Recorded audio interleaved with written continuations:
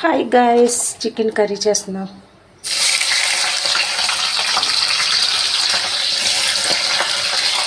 అయిపోయింది కదా. ఇప్పుడు అల్లం వెల్లుల్లి పేస్ట్ వేసేసుకుందాం.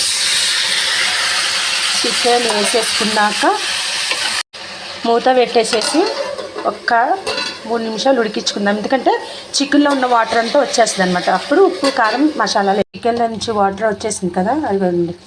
ఇప్పుడు ఉప్పు వేసుకుందాం. ఉప్పు తర్వాత పసుపు. ఇన్స్టాలో తీస్తాం వీడియో. పసుపు కలర్ చూసారు, అలా కనబడుతుంది దారుణంగా. కారం,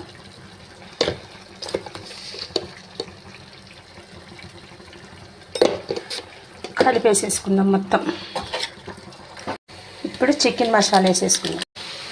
అన్నీ వేసేసుకున్నాం కదా, మూత పెట్టు. చూసారా, నూనె అంతా తెలియంది. ఇప్పుడు టమాటాలు వేసుకుందాం. టమాటాలు వేసేసుకొని అది కూడా టమాటా మగ్గి వరకు ఉడిచుకోవడమే. ఇన్స్టాలో వేస్తున్నాను, కూర డిఫరెంట్ కనబడుతుంది కదా కర్రీ.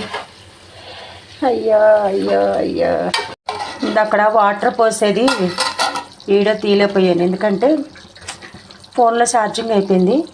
చికెన్లో తర్వాత నీళ్ళు పోసి 10 నిమిషాలు ఉడికించుకుని అయిపోయింది. కొత్తిమీర లేదు ఇంట్లో, ఫ్రిడ్జ్లో, అందుకే కొత్తిమీర లేదు. ఫ్రెండ్స్, నచ్చితే నా వీడియో మీకు please like and share, subscribe my channel. Chicken అయితే అయిపోయింది చూడండి, యమ్మీ యమ్మీ. ఓకేనా, బాయ్ ఫ్రెండ్స్.